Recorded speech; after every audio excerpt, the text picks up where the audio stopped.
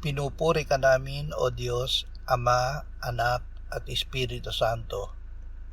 Salamat, Ama, na ibinigay mo sa amin si Jesus na iyong anak, na namatay para sa aming kasalanan, iyong muling binuhay, iniakyat at iniluklok sa iyong kanan sa langit.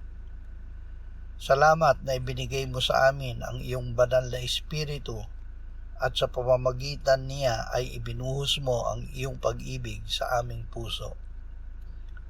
Panginoong Hesus, ikaw ay naparito hindi upang paglingkuran, kundi upang maglingkod at ibigay ang iyong buhay na pantubo sa amin. Tinubos mo kami ng iyong mahal na dugo. Nang kami ay sumampalataya sa iyo, kami ay isinilang na muli at naging mga bagong nilalang. Salamat na ang aming buhay ay natatago ngayon sa iyo sa Diyos. Amen.